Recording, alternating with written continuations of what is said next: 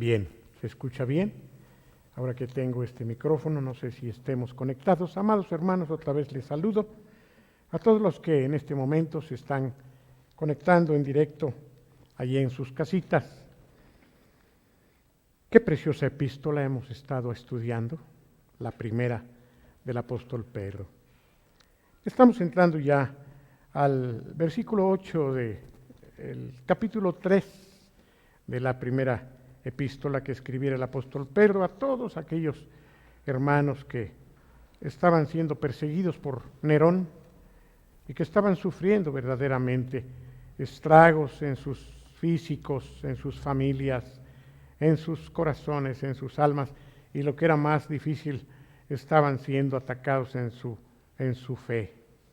Por eso es que el apóstol Pedro, preocupado por todos estos hermanos que habían salido dispersos, habían sido perseguidos hasta matarlos, necesitaban una palabra de ánimo, una palabra no solamente que fortaleciera sus corazones, sino que les diera un asidero de dónde poderse ellos tomar para continuar adelante a pesar de todo esto que ellos estaban enfrentando. Habían salido, apenas no hacía mucho tiempo, se habían convertido y se habían ido de Jerusalén principalmente. Y Pedro extendió esta carta, supongo que la compartió con muchos porque él no estaba pensando en un lugar específicamente, sino en todos aquellos que pudieran recibir sus palabras a donde quiera que hubiesen ido. Y en el capítulo 3, como ya lo estuvimos considerando con el pastor Beto hace 8 días, consideramos o vimos ya con él la importancia de los deberes conyugales.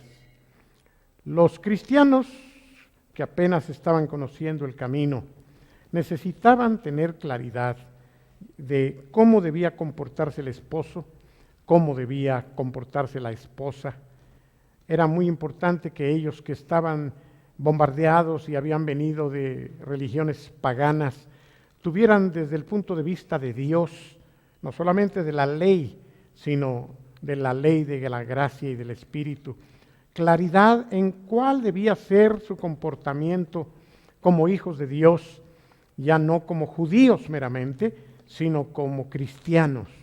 Y había varios cambios, había muchas cosas que ellos no conocían, había muchas cosas que habían amalgamado de las religiones paganas y había mucha promiscuidad sexual, había muchos pecados, vidas en los hogares deshechas, había una cultura que les había estado llevando por caminos lejos de los de Dios.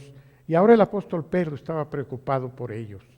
Estaba preocupado porque ellos iban a estar enfrentando a donde quiera que se fueran contaminaciones, costumbres de las diferentes culturas. Y Pedro, así igual que Pablo, deseaban que los creyentes pudieran tener una palabra clara en cuanto a su modo de comportarse.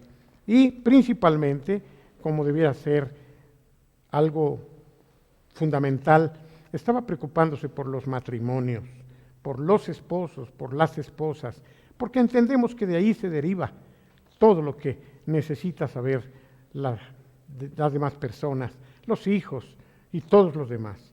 Así que voy a permitirme solamente leer a manera de resumen el primer versículo, a partir del primer versículo del capítulo 3 de la primera epístola del apóstol Pedro que estamos estudiando. Asimismo, ustedes, mujeres, estén sometidas a sus maridos, para que aun si algunos desobedecen a la palabra, sean ganados sin palabra de ustedes las esposas, mediante la conducta, más que con las palabras, con su propia conducta, les decía el apóstol Pedro, teniendo a la vista que se pueda ver esa conducta casta y respetuosa.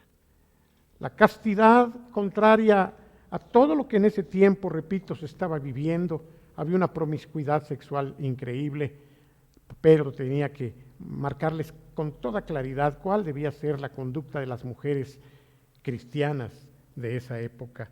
No solamente ser respetuosas como mujeres, sino además castas. Vuestro atavío, esto es vuestra forma de vestirse, no sea el externo de peinados ostentosos, como quizá las romanas acostumbraban, ¿verdad? Demasiada ostentación. Y no solamente eran los peinados, sino además dice que se ponían adornos o collares de oro, vestidos muy lujosos.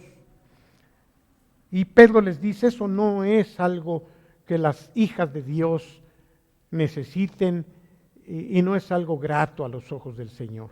Ustedes como hijas de Dios deben vestirse en lo más interior, pensar en una vestimenta que proceda del corazón de una persona que ha entendido la importancia de estar adornada espiritualmente, que sea un adorno incorruptible, no como los adornos que se ponían la gente que no tenía a Dios, de un espíritu manso y apacible que es de gran valor delante de Dios.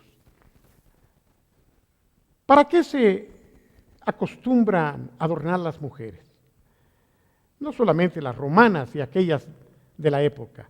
¿Cuál es la intención de que una mujer se adorne, se pinte, se ponga oro, se levante el cabello, se lo encrespe?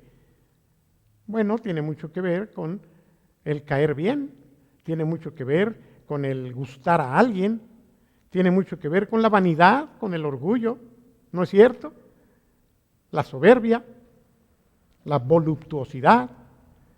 Por eso es que el apóstol Pedro contrasta esta intención que naturalmente se tiene, y digo se tiene en el presente como en el pasado, de ser ostentosas, la contrasta con una conducta casta y respetuosa, la contrasta con un ornato interior que es de gran valor. ¿Será una mujer bella, atractiva, solo por su forma de ser? ¿Será una mujer bella y atractiva porque muestre lo bonito que es ella en lo profundo de su corazón? Esto es lo que Pedro está diciendo aquí. Ciertamente, hermanos, ciertamente una mujer puede ser maravillosamente bella y atractiva cuando manifiesta un adorno espiritual que procede de lo más profundo de su ser. Porque así, de esa manera, se ataviaban en tiempos antiguos las santas mujeres. Esas mujeres que esperaban en Dios como María, esas mujeres que estaban sometidas a sus maridos, esas eran las bellas mujeres. Ellas podían ser atractivas para los demás al comportarse de esta forma, casta, respetuosa, obediente, como Sara dice, la esposa de Abraham, que además le llamaba Señor. Y esto ya pasó de moda, ¿no es cierto? Ya pasó de moda. Es una tristeza, hermanos, que ya las mujeres están perdiendo este principio bonito de pertenencia al esposo. Ahora ya es una grosería poder ponerse el apellido del esposo. Susana de Martínez. No es Susana de Martínez, es Susana Aguilera, sí, ese es su apellido. Ya no es es una ofensa, sobre todo para las feministas, ¿no es cierto? Antes me acuerdo que mi mamá decía Luz Helena de Quero. Yo fui acostumbrado a oír eso siempre, pero ahora, dicen, si no le pertenezco, somos iguales. Eso es lo que ellas creen. Pero anteriormente se les llamaba Señor. ¿Sabes? La palabra Señor quiere decir dueño, amo en un momento dado. La palabra Señor quiere decir mi cabeza, el que me gobierna. Pero todo eso, repito, todo eso se ha perdido. Todo eso, aún en medio de la iglesia del Señor, está haciendo mucha falta. A veces hasta cambian los términos. Y lo que sí no está bien es que diga un hombre, mi señora. Eso también es un error. Aunque algunos sí tienen señoras, porque bien que los gobiernan. Pero tampoco es correcto decir mi señora, es mi esposa. Ustedes, dice, que le llaman señor a sus esposos, han venido a ser hijas de Abraham si hacen el bien, sin tener miedo de ninguna amenaza. No tienen por qué tener miedo porque están comportándose con ese atavío interior que no es ostentoso en lo físico, sino es un atavío espiritual que atrae y que gusta muchas veces más que los otros tipos de atavío. Ustedes, maridos, termina esta primera parte donde nuestro hermano Beto concluyó. Ustedes, maridos, de igual manera, y cuando dice de igual manera está refiriéndose a lo espiritual, de igual manera vivan con ellas con conocimiento, entendiendo bien cómo deben vivir con ellas, con comprensión, entendiendo que ellas deben ser tratadas por ustedes los esposos como si fueran vasos o copas delicadamente frágiles, como cuando tomas algo que puede romperse con el menor toque. Así dice el apóstol Pedro, trata a tu esposa, dándole honor, también como a coherederas de la gracia de la vida. No te pertenece, es hija de Dios. Trátala como si fuera a quebrarse al ser brusco con ella. Trátala con delicadeza, trátala con cuidado, trátala como dice aquí, dándole honor. ¿Qué tipo de honor un esposo puede darle a la esposa? ¿A qué honor se refiere? Bueno, debes saber que ellas, nuestras esposas, también son nuestras hermanas, porque también son hijas de Dios. Y como hijas de Dios, también ellas van a heredar la misma gracia que tú y yo como esposos vamos a heredar. Ellas no son menos que nosotros delante del Señor, no son menos. Ellas son hijas de Dios. Así como tú y yo somos hijos de Dios, también ellas tienen el honor de ser llamadas hijas de Dios. Hijas de Dios. En un sentido, si bien Dios es nuestro Padre, también es nuestro suegro. Y Dios ama a sus hijas y las protege y las cuida como nosotros debiéramos hacerlo. Y además te advierte el Señor a través de Pedro, nos advierte a los esposos, si tú no la tratas con la delicadeza que debes, si tú la maltratas, si tú no la tomas en cuenta como ese vaso que se puede quebrar, si tú no la consideras coheredera, ni le das el honor que el Señor te está a ti y a mí demandando, no te extrañes cuando tus oraciones no tengan respuesta. Aquí se encuentra. Y yo no sé, me parece que es el único lugar de toda la Biblia en donde te da la clave del por qué a veces cuando oras tus oraciones no pasan del techo. Dios no las oye, mucho menos las contesta. ¿Cuántos hombres he escuchado quejarse diciendo es que Dios no me escucha? ¿A cuántos esposos he podido oír a lo largo de los años que tengo de pastor, de consejero matrimonial, quejarse porque ven que no hay respuesta a sus oraciones? Mira, en este versículo 7, el apóstol Pedro nos da la clave. ¿Tú le maltratas? ¿Maltratas a tu esposa? ¿Le gritas? ¿Usas calificativos para tu mujer? Y te voy a preguntar algo que no debería de preguntar. ¿Tú la lastimas físicamente? ¿Utilizas palabras, maldiciones? ¿Sabes que eso hasta legalmente está en contra tuya? ¿Sabes que por eso tú deberías de estar en la cárcel?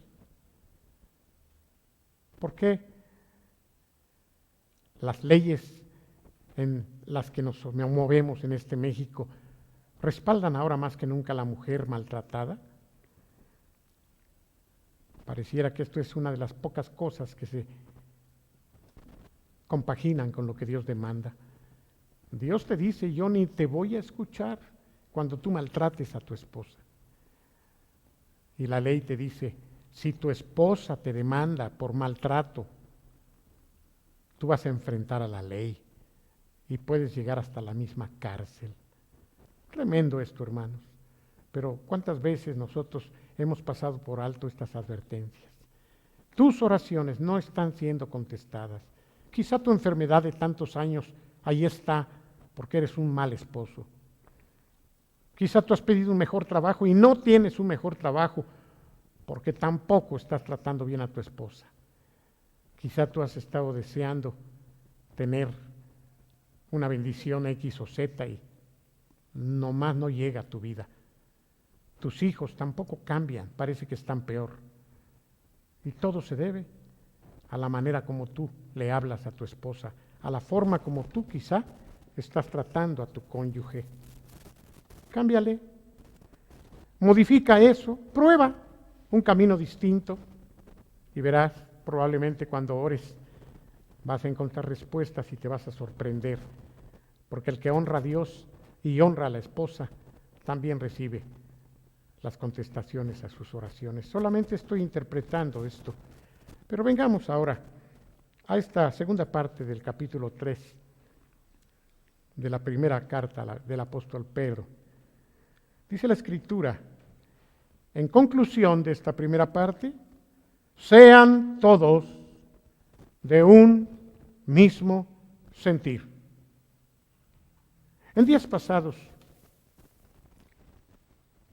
en el grupo de pastores del cual tanto hablo, pastores que nos reunimos desde hace varias décadas aquí en este local de la iglesia, sucedieron varias cosas, principalmente enfermedad del COVID entre algunos pastores. Cuando menos 3 pastores cayeron enfermos y algunos otros ovejas de las iglesias que están siendo dirigidas por nosotros. Y tenemos algunos hermanos enfermos ya de tiempo atrás. Y hemos estado tan hermosamente unidos los pastores, orando unos por otros. Pero especialmente la semana pasada, cuando supimos del pastor Rubén y Leti, que por cierto, gracias a Dios, están dejando ya atrás la enfermedad. De inmediato supimos también de este otro pastor, Carlitos Alvarado, y su esposa Rocío. Y a mí me dio tanto gusto que a través del WhatsApp tuvimos la oportunidad de estar intercambiando mensajes de ánimo a los hermanos, oraciones escritas de momento y promesas de estar orando por cada uno de ellos. Y de repente supimos de un hermano que necesitó, específicamente nuestro hermano Rubén, oxígeno para su esposa, porque él no estaba tan mal, pero su esposa ya estaba requiriendo el oxígeno. Y entonces fue tan hermoso como todos los pastores nos pusimos en contacto y 2 pastores del grupo fueron a traerle el oxígeno a Leti, incluso uno de ellos de su propia tarjeta pagó el anticipo, trajo el cilindro de oxígeno con todo lo que se conecta y después surgió otro pastor que dijo, yo tengo un tanque que dejó mi papá cuando él murió, si quieren lo presto, creo que tiene oxígeno, pero falta tal cosa, y otros pastores dijeron, nosotros vamos por eso, y entonces trajeron el tanque, y otro pastor vino y se lo llevó a la esposa de Carlitos, lo conectaron, y el día de hoy recibimos la buena noticia de que ya están saliendo del COVID, y nos agradecía el pastor Carlos la bendición de haber experimentado, fíjense lo que dijo, el amor de todos, el sentir que todos tuvimos de poder apoyarle no solo con oraciones, sino con dinero, porque también se juntó dinero, y con el mismo tanque de oxígeno. De igual se hizo, repito, con Rubén y Leti, y se estuvo bien unidos, hermanos. Me sentí tan contento de ver a mis hermanos pastores funcionando de una manera práctica, pudiendo ir a orar por ellos, incluso hasta su casa, imponiendo nuestras manos y ungiéndolos con aceite. Y esto animó nuestros corazones. ¿Por qué lo menciono aquí? Por esto que el apóstol Pedro está concluyendo. Dice, sean todos de un mismo sentir.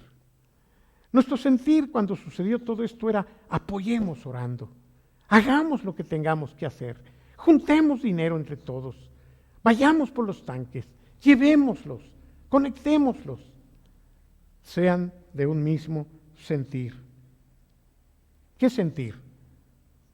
Compasivos, amándose fraternalmente, misericordiosos y amigables. ¿No es esto lo que acabo de compartirles? Exactamente, véanlo. Dice compasivos.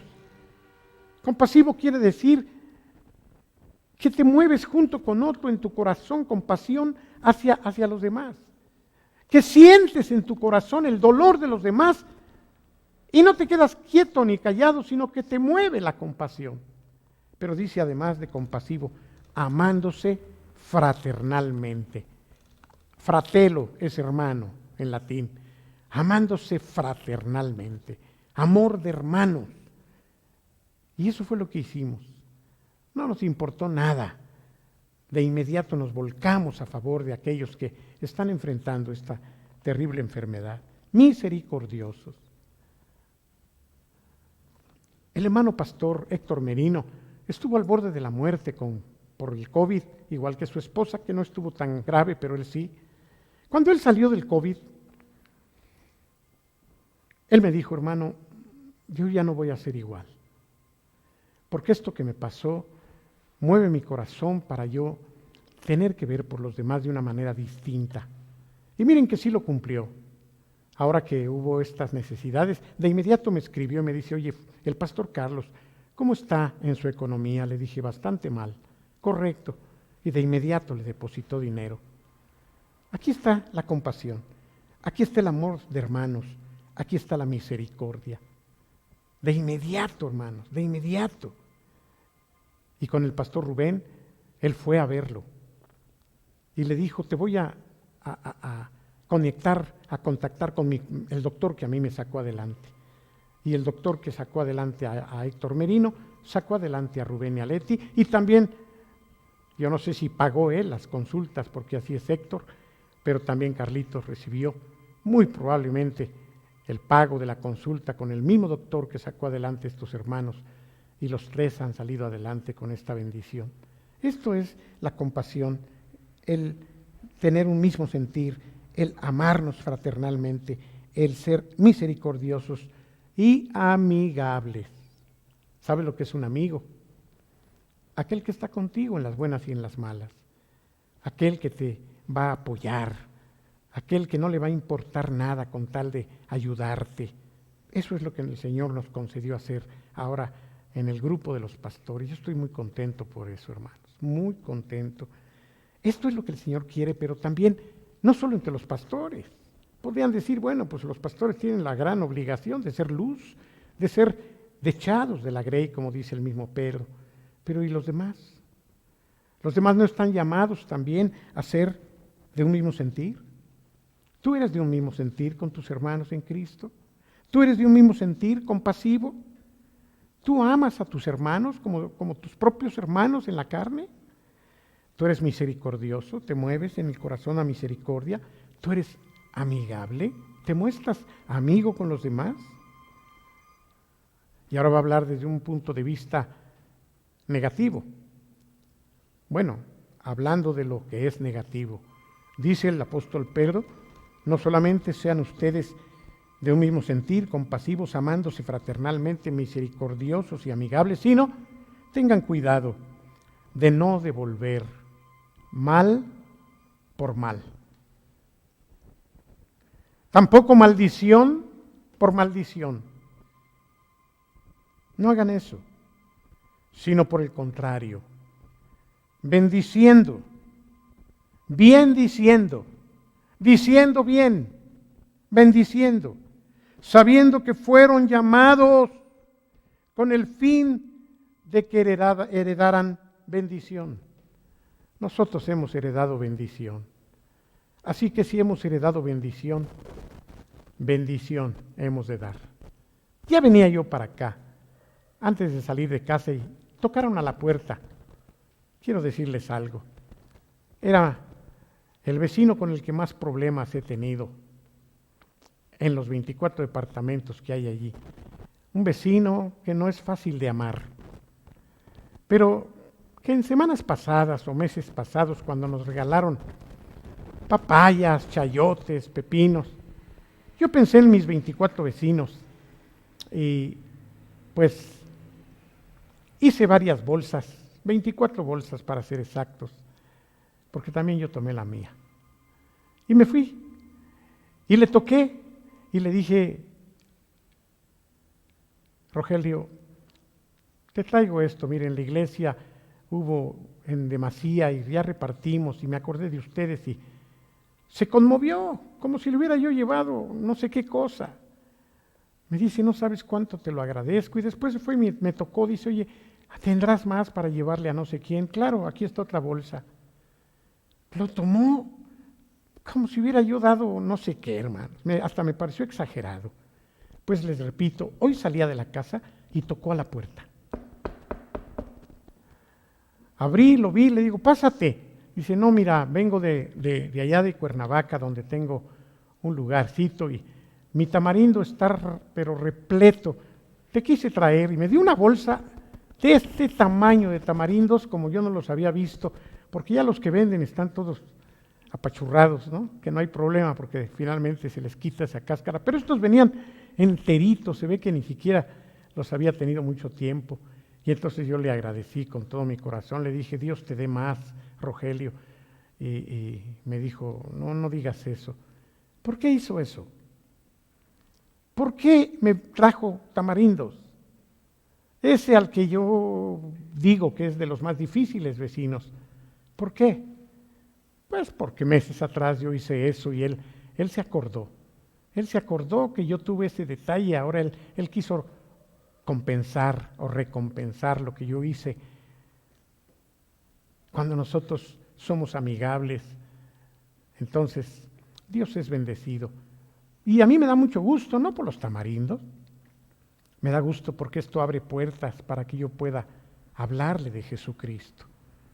Un día él llegó cojeando y le pregunté qué le había pasado. Me dijo que se había fracturado un dedo y platicamos un poquito y al final solamente le dije: Dios te guarde. Y otra vez se le llenaron sus ojos de lágrimas. Dice: qué bonito me dijiste, Dios te guarde.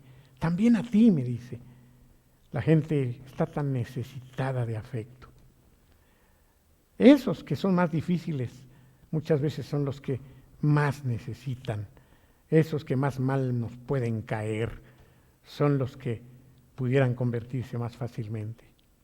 Te lo dejo de tarea. No devolviendo mal por mal, ni maldición por maldición, sino por el contrario, bendiciendo sabiendo que fuimos llamados con el fin de que heredáramos bendición. Porque, y está escrito, el que quiera amar la vida, Salmo 34, y ver días buenos, refrene su lengua del mal y sus labios no hablen engaño. Salmo 34, 12 al 16. El que quiera amar la vida, ¿quieres amar la vida? ¿Qué es amar la vida? Pues es levantarte, despertar y decir: ¡ay, qué bonito! Un día más de vida. Algunos se despiertan no amando la vida. Algunos se despiertan diciendo: ¡ay, no, otra vez! Qué bonito sería que cada día nosotros amemos la vida, disfrutemos el poder despertar un día más. El que quiera amar la vida, el que quiera ver días buenos. ¿Quién no quiere ver días buenos? Dime, ¿quién no quiere ver días buenos? A mí me gustaría ver todos los días buenos. Pues si quieres ver días buenos, refrena tu lengua del mal. No digas cosas malas. Que tus labios no engañen, que no digan mentiras. Entonces vas a ver días buenos. Apártate del mal. Haz el bien. Apártate del mal. Haz el bien. Apártate del malo. Haz lo bueno. Y busca la paz. Y síguela. Algunos son buscapleitos. Pero aquí es exactamente lo opuesto a lo que Pedro está diciéndoles. Acuérdense a quienes les dirigía esta carta, a los que estaban sufriendo atrozmente. Les decía, busca la paz. ¿Qué es buscar la paz? No meterte en problemas, no reclamar tal vez, no exigir, es quizá cerrar tu boca, es quizá aguantar, es quizá decir, está bien, me quedo con esto, no voy a pedirle cuentas, no voy a aclarar. Qué palabrita, ¿verdad? Esa palabra, ¿cuántos la utilizan? Tengo que aclarar. Y aclarando, no cumplimos con este principio hermoso de apartarnos del mal y hacer el bien, buscar la paz, seguir la paz. Pero ¿qué más dice? Versículo 12. Si tú refrenas tus labios del mal, si tus labios no hablan engaño, si además te apartas del mal y buscas hacer la paz, el bien, seguir la paz, entonces, dice la palabra, sabe que los ojos del Señor van a estar sobre ti. Van a estar sobre ti que te gusta ser justo y vivir como eso que eres, justo por la sangre de Cristo. Sus ojos estarán sobre ti. ¿Y qué implica que los ojos del Señor estén sobre nosotros? En este sentido, para protegernos, para cuidarnos, para ver lo que estamos haciendo y bendecirnos. Sus ojos estarán sobre nosotros. Y, contrario al versículo 7 que decía, tus oraciones serán estorbadas, aquí nos dice, los oídos del Señor, ¿qué? Estarán atentos a tus oraciones. ¿Te imaginas a Dios estar atento? Que tú volteas y le dices, oye Señor, sí hijo,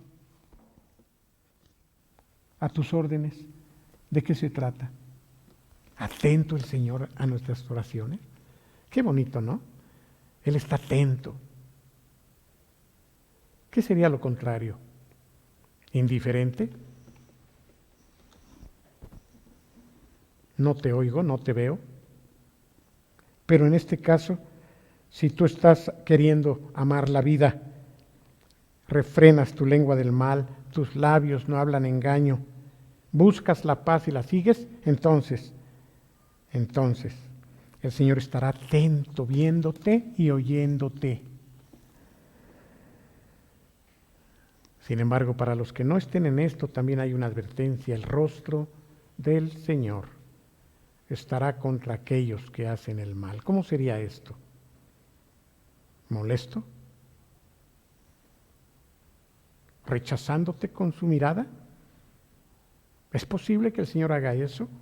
¿Cuántos saben que Dios es un Dios justo? ¿Es algo triste que Dios nos ponga cara dura? ¿Es posible que Dios nos ponga cara dura? Míralo, ahí está. Esa es una cara dura. El rostro del Señor está contra aquellos que hacen el mal.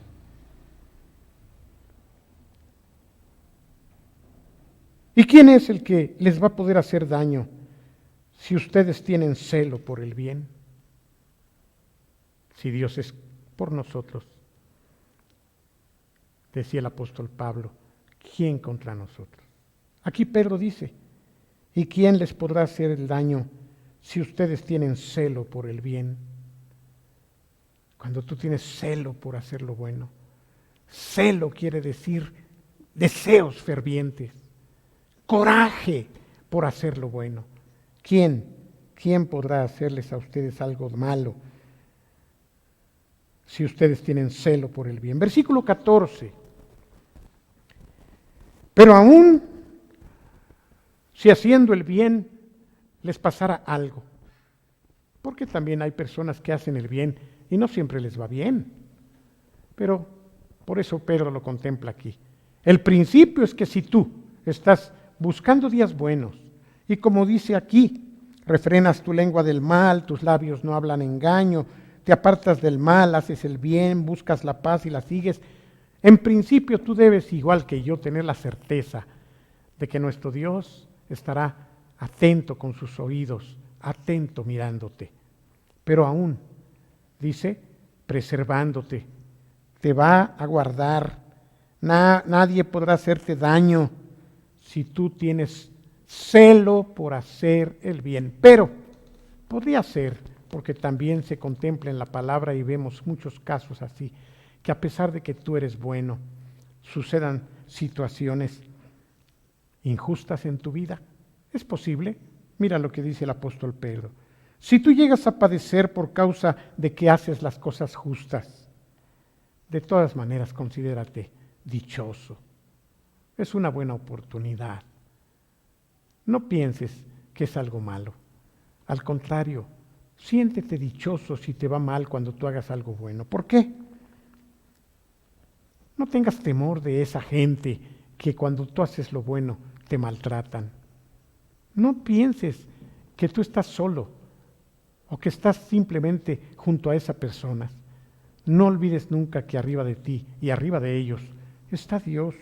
Dice aquí, si tú padeces injustamente, considérate dichoso. ¿Por qué? Porque el Señor va a tomar esto como algo bueno. Mira lo que dice en el versículo 14 al final. No tengas miedo, no te amedrentes por temor de ellos, no te turbes, no te conturbes. Al contrario, dice, santifica a Dios el Señor en tu corazón. Bendice a Dios.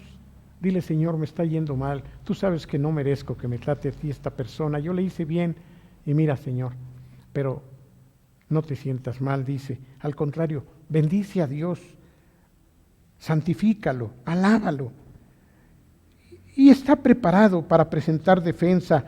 Sí, sí es necesario, defiéndete, pero ¿cómo? ¿Podemos defendernos?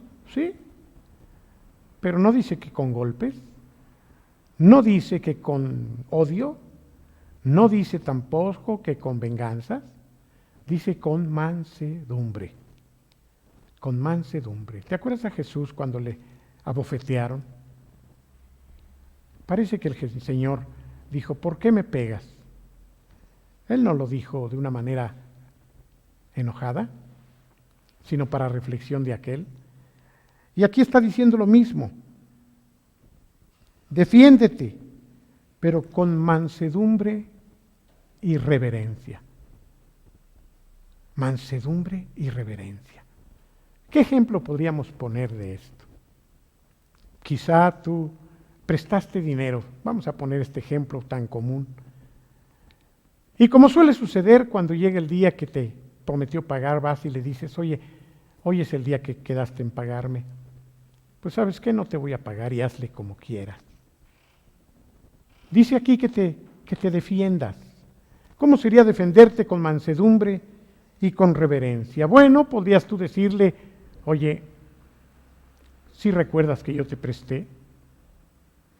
¿Recuerdas que tú tuviste necesidad y que yo estuve dispuesto a ayudarte a salir adelante? ¿Recuerdas que tú prometiste pagarme ahora? ¿Está bien? Si tú no me pagas, yo no voy a reclamarte más. Creo que es injusto lo que tú me estás haciendo, pero yo te perdono.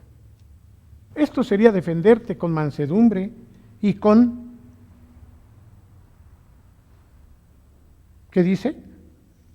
Reverencia. Pero ¿quién va a hablar así? Bueno, el apóstol Pedro nos está invitando como hijos de Dios, hacerlo. ¿Recuerdas nuevamente a quién le dirigió Pedro esta palabra? ¿Te imaginas? El maltrato que los cristianos estaban llevando en el tiempo de Nerón. ¿Cómo iban ellos a responder a sus agresores? Esto tiene mucho que ver con esa parte que Jesucristo predicó.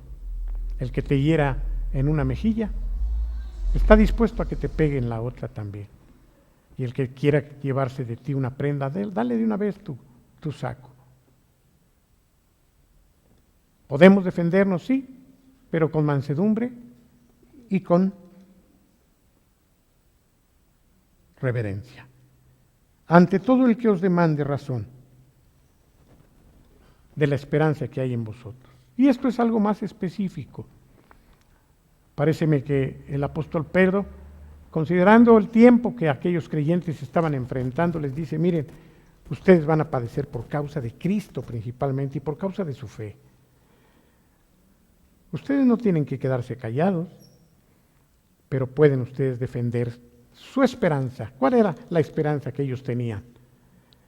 El retorno de Jesucristo, el ser reivindicados, el ser libertados. Solo que el concepto de libertad muchos lo tenían humanamente hablando, libres de los romanos, libres de la emancipación, libres de la esclavitud más bien, que estaban teniendo para ser emancipados de esa esclavitud. Pero ellos estaban siendo perseguidos, era el tiempo de las catacumbas, era el tiempo en donde tenían que esconderse para poder reunirse. Y el Señor les dice, defiéndanse, pero con mansedumbre y reverencia. No tienen por qué pelear. Esta es una enseñanza para nosotros en este tiempo. ¿Qué vamos a hacer cuando por causa de nuestra fe, por causa de la esperanza que hay en nosotros, la gente se burle? Bueno, yo recuerdo que hace muchos años, cuando le compartí el Evangelio a un compañero de trabajo, le presenté un folleto, me acuerdo que lo tomó y lo aventó a la basura. Yo sí me enojé en el momento, pero me calmé, metí mi mano en la basura, extendí el volante que había arrugado y le digo, si no lo quieres, no tienes que ser grosero, le dije. Si tú no quieres el amor de Dios, no tienes por qué tirarlo a la basura. Con que tú me hubieras dicho que no, es suficiente. Yo recuerdo que lo hice con mucho trabajo, pero cuando estaba en mi casa me acordé y de momento dije, ¿cómo no le dije algo más feo? Pero después me acordé de este pasaje y dije, exactamente lo que no esperaba yo hacer, el Espíritu me concedió hacerlo. Ese hombre después me pidió perdón. Ese hombre reconoció que había hecho mal y era compañero de aquella otra amistad, de aquella otra compañera que después de 40 años me llamó por teléfono y yo no la recordaba. Una mujer que junto con él se burlaban de mí, poniéndome apodos y hablando cosas muy feas porque yo era pastor. Y esa vez que me llamó y que yo no la reconocí, yo siempre la traté bien, ella se burló junto con este amigo y esta vez me llama y me dice, ¿sabes quién habla? Y después de que me dijo el nombre, bueno, ya ni del nombre me acordaba. Angelina Godínez, el nombre me sonaba, pero ya no me acordaba.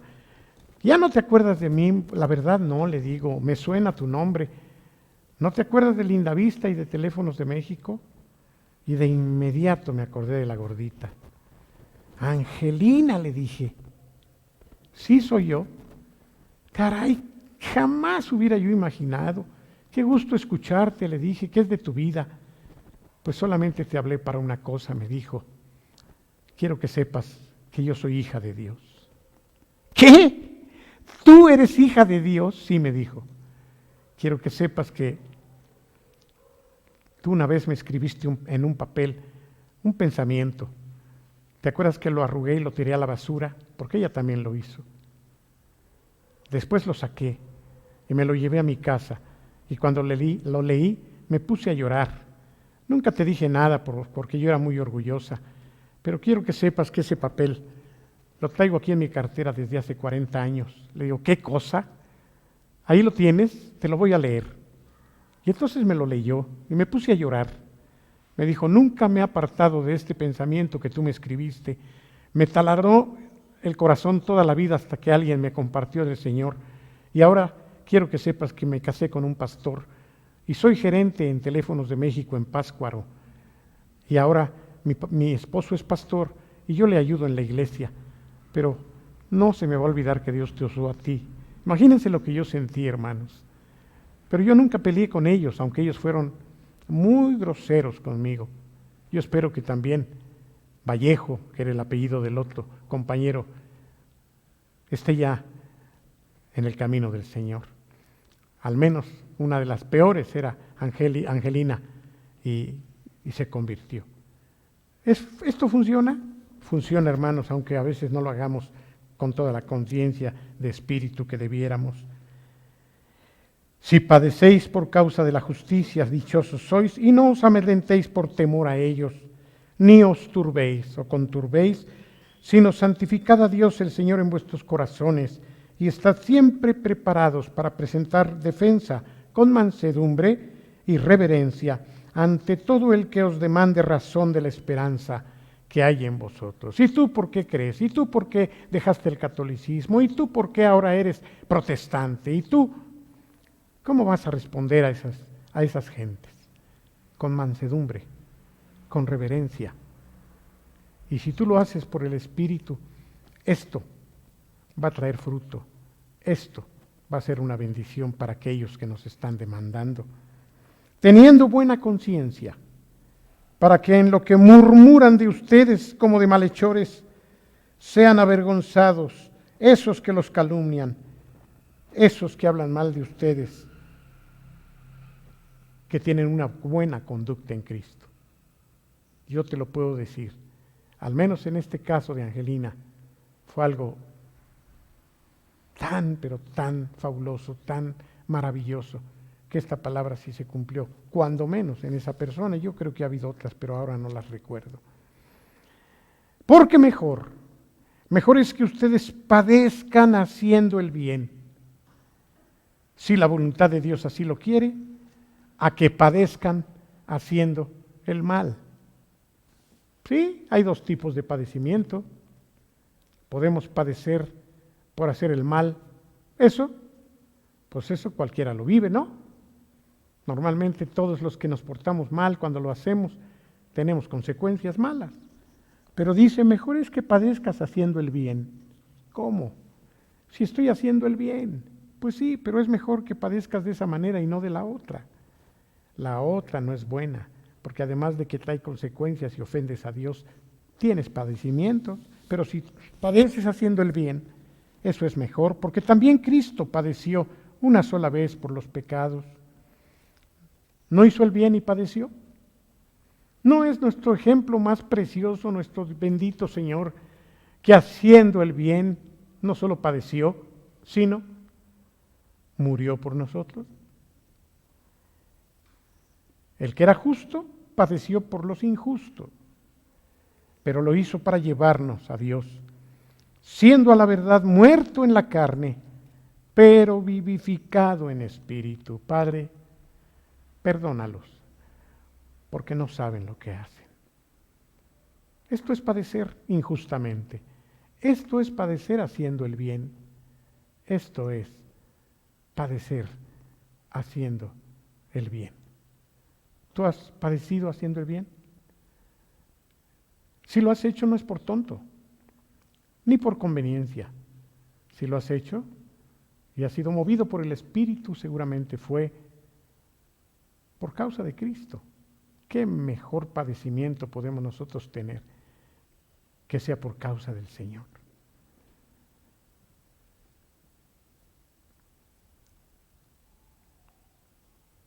Porque también Cristo padeció una sola vez por los pecados, el que era justo, el que es justo por nosotros los injustos, para llevarnos a Dios, siendo a la verdad muerto en la carne, pero vivificado en espíritu.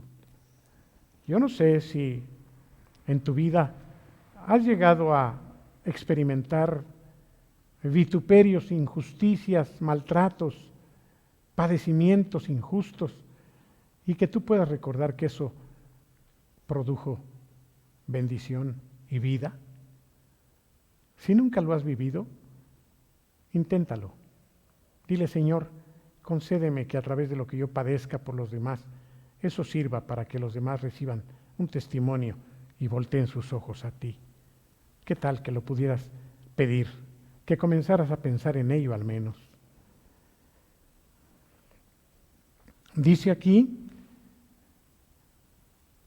que fue vivificado en espíritu y que también fue y predicó a los espíritus encarcelados, los que en otro tiempo desobedecieron, cuando una vez esperaba la paciencia de Dios en los días de Noé, mientras se preparaba el arca, en la cual pocas personas, es decir, 8, fueron salvadas a través del agua. Bien, antes de continuar con el 21, este pasaje un tanto oscuro, y lo digo así porque así lo presentan los más grandes teólogos, es un pasaje raro. ¿A qué se refiere este pasaje? Pareciera que brinca después de las exhortaciones de la conducta que debe manifestarse de nosotros los hijos de Dios, pasa a un aspecto doctrinal o a un aspecto teológico, un tanto oscuro. Miren el brinco. Vamos otra vez al versículo final antes de este. Dice, para llevarnos a Dios, siendo a la verdad muerto en la carne, pero vivificado en espíritu. Está hablando de que murió físicamente, pero que el Señor lo resucitó, aún espiritualmente también. Pero como está hablando de su resurrección, sabemos que antes de la resurrección estuvo 3 días en el sepulcro. Y la Biblia no nos da más detalles fuera de esto que parece que el apóstol Pedro presenta. ¿Qué se supone que pasó con Jesús, con su alma, en esos 3 días que estuvo en el sepulcro? No estoy refiriéndome al cuerpo, porque es claro que el cuerpo estuvo allí, frío, muerto, amortajado, en la tumba. Pero su alma, porque su espíritu sabemos por Eclesiastés que se unió al Padre, pero su alma, ¿dónde fue el alma de Jesús? Algunos creen y deducen de esto que dice Pedro a continuación, miren, que fue al infierno. ¿Cómo? ¿El alma de Jesús al infierno? Bueno, eso se dice. Lo deducen de esto. Dice, después de que dice vivificado en espíritu, espíritu que también fue y predicó a los espíritus encarcelados. ¿A qué espíritus encarcelados se refiere? Hace una referencia a los que se ahogaron en la época de Noé. ¿Cuáles son estos espíritus encarcelados? Pueden ser demonios, pueden ser almas de personajes de aquella época que no creyeron a la voz de Noé, a todos aquellos que no creyeron en las proclamas de un Mesías prometido y que ahora estaba muriendo por todos, que fue y se presentó a ellos en el mismo infierno, en el mismo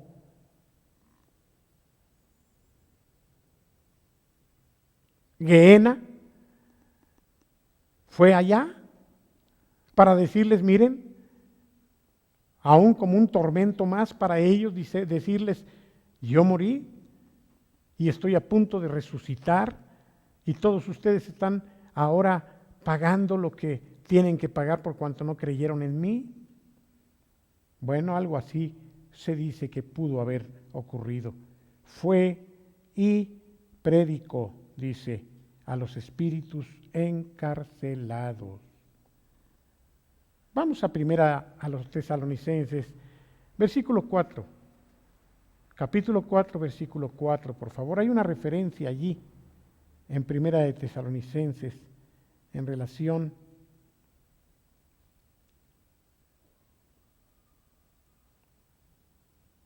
a esta cita que estoy comentando aquí.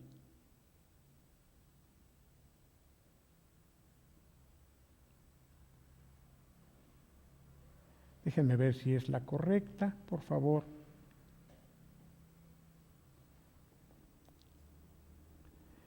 Es Hechos 2:27, por favor. Vamos a leer Hechos 2:27 al 31.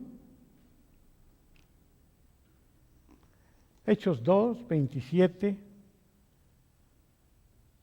al 31. Dice así: porque no dejarás mi alma en el Hades, ni permitirás que tu santo vea corrupción.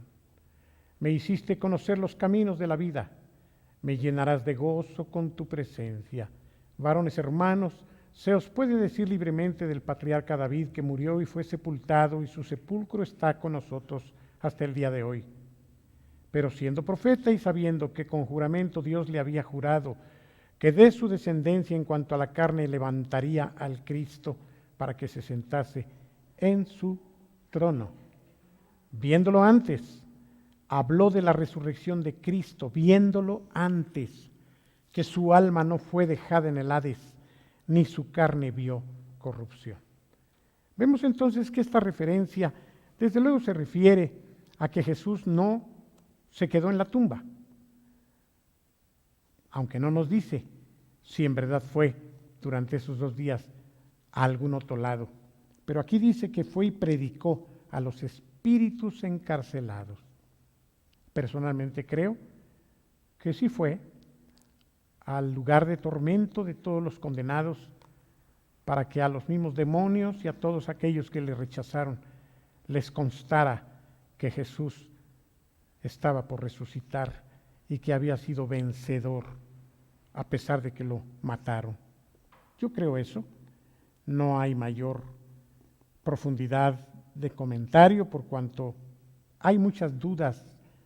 Hemos podido estudiarlo de muchos años atrás y siempre hay esta duda que no aclaran perfectamente a qué se refiere con este pasaje, porque además no hay una referencia ni antes ni después a este pasaje. Pero dice el versículo 20, continuando allí, a los que en otro tiempo desobedecieron. Miren a quiénes les fue a predicar. No dice a los salvos, sino a los que no creyeron. ¿A quiénes? Aquellos que escucharon a Noé, aquellos que se ahogaron. ¿Dónde estaban cuando Jesús murió? ¿Dónde estaban todos esos? Sus cuerpos en la tierra, deshechos. Pero ¿dónde sus almas? Bueno, sus almas quedaron en la antesala del infierno. Por eso es que yo creo que allí fue el alma de Jesús, a predicarles la verdad, a decirles, miren, no le creyeron a Noé, y sin embargo ahora yo estoy a punto de resucitar. Versículo 21 dice, aquellos que fueron salvados, refiriéndose a los 8, salvados por agua. Esa es una tipología del bautismo, porque dice el bautismo que corresponde esto ahora nos salva, no quitando las inmundicias de la carne, sino como respuesta de una buena conciencia ante Dios, por la resurrección de Jesucristo. El bautismo de ahora, que corresponde a ese bautismo que ellos tuvieron de agua, a nosotros nos salva, no precisamente quitando las inmundicias de la carne, sino como una respuesta de haber creído en Jesucristo y de tener una conciencia clara hacia Dios y aceptando que Jesucristo murió y resucitó por los que creen y son bautizados. Versículo final, quien habiendo subido al cielo, ido al cielo, está a la diestra de Dios y a él están sometidos los ángeles, las autoridades y las potestades. Gracias a Dios por esta victoria preciosa de nuestro Señor. ¿Sabes que ese Salvador en el cual tú y yo hemos creído venció la muerte? Resucitó, independientemente de que fue y anunció a algún lugar esta victoria, cuando Él resucita y está todavía algunos días o semanas entre los que habían creído, finalmente ascendió a los cielos. Y como dice el apóstol Pedro, subió a la diestra de Dios y a Él están sometidos ángeles, autoridades y potestades. Fue hermoso, hermanos. Cuando Jesús llegó al cielo, hubo una fiesta tal, y todos, hermanos, si antes estaban sometidos a Cristo, ahora con mayor razón, porque fue hasta que resucitó y llegó al cielo que se le dio un nombre, dice el apóstol Pablo, para que en el nombre de nuestro Señor Jesucristo se doble toda rodilla de los que están en el cielo, en la tierra y aún debajo de la tierra, y toda boca confiese que Jesucristo es el Señor, es el dueño, es el amo. Esto consiguió Jesús por su obediencia. Esto consiguen los obedientes, los que están dispuestos a padecer aún la injusticia de los demás por causa de su esperanza. Esto que Jesús hizo es motivo suficiente para que nosotros podamos también tomarle de ejemplo y decir: Señor, si tú lo hiciste también yo lo puedo hacer porque tú estás en mí. Qué bello, hermano. Subió al cielo y está a la diestra de Dios. ¿Sabes que el apóstol Pablo lo ratifica? ¿Y qué está haciendo Jesús? El cual, dice Pablo, desde allí está intercediendo por nosotros. Porque hay un enemigo, y lo habrá hasta que estemos delante del Señor, que viene y dice: mira, señora Lili, mira Pepe, mira Lalo, otra vez regándola, otra vez. Pero Jesús está a la diestra del Padre y dice: Señor, no oigas al diablo. Pepe, Lalo, Lili, son tus hijos. Y aunque han fallado, ellos han creído en mí. Y esto, Señor, es lo que cuenta. Así que no oigas al acusador. Porque ¿quién intercede?